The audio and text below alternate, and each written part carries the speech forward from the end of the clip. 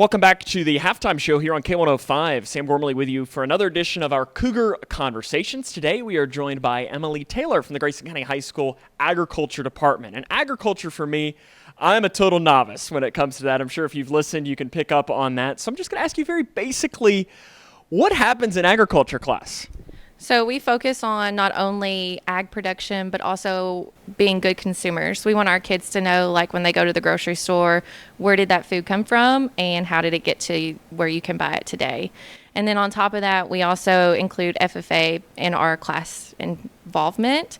And that's because we're an intracurricular organization. So we want our kids to gain leadership skills, public speaking, and just be well-rounded individuals. I know my high school had FFA, and I noticed that always when they had their competitions, it would be like, they'd be wearing their normal clothes, and then all of a sudden one day they'd be all snazzed up in their suits and so on, in their jackets.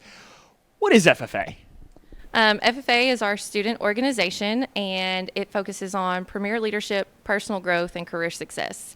So we want our students to take what they're learning in the classroom and apply that outside of the classroom in a form of a contest or a project that makes them a more suitable candidate for the career force.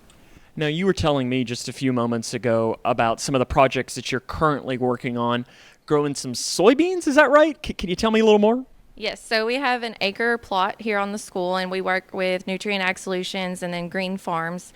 They help us to plant and harvest and care for that crop, and then the proceeds come back to our chapter. So our students are getting to see production from a traditional standpoint, whereas not all of our students come from a family farm. So we like that part about that. We want to be able to expose everyone to that opportunity, and being able to do that on school grounds makes it easier to accomplish. One of my favorite questions to always ask teachers kind of in this role is the question surrounding impact.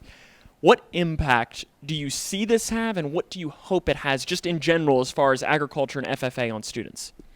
The impact that I hope to see every time with a new group of students is for them to grow just a little bit, even if that's coming out of their shell, speaking to new people, trying something new.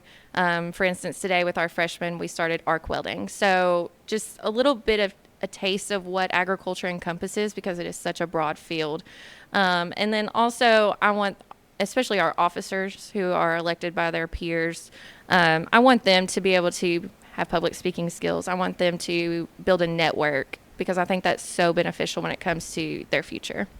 I know coming up next week, I guess this will be Thursday of next week, you are having the Farm to Fork dinner. I know you're partnering with Whitney Carmen and her staff at the Grayson County Extension Office and local farmers. When you hear Farm to Fork and people don't know anything about it, what do you want them to know? I just want them to realize that we live in a very agricultural rich community, and this is a way for us to kind of showcase all of those producers in our community, and that farming really is what feeds our community.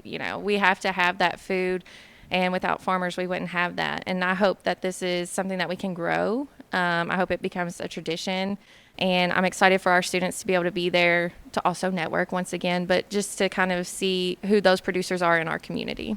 So for those that haven't heard about the event specifically, what's going on Thursday? Where is it? What are the details? So off of the square where East Main Market is held, we're going to have a dinner. It's $50 a person. Dinner starts at 5:30. Tickets can be purchased at the extension office. This year's beneficiary is the Grayson County FFA alumni, which is our support group. So similar to a booster organization, but their role is not just financial, it's also helping us with contests, helping students to develop those speaking skills, and also, once again, networking, and hopefully in the future providing a scholarship for our students. I know you mentioned for those that might specifically want to go, but let's say somebody listening or watching right now can't make it that day, but still is hearing some of the things at FFA. Maybe they have a farm. How can they still help the Grayson County High School Agriculture Department and FFA? So we obviously, financial support is always key because we do travel a lot, but that's not the only way that people can help us. We need help with people who are skilled in specific areas, especially when it comes to speaking contests. We need those content professionals to be able to help the students, because I describe myself as an ag teacher. I know a little bit about a lot of things, and I don't know really a lot of details. So finding those people in our community that can really partner and help our kids grow and develop is a key factor of that. This event, Farm to Fork Dinner, is happening Thursday, that is September the 7th at 5:30 p.m. off the square in East Main. Tickets purchased at the Grayson County Extension Office. Is there anything else people would need to know if they're interested in attending?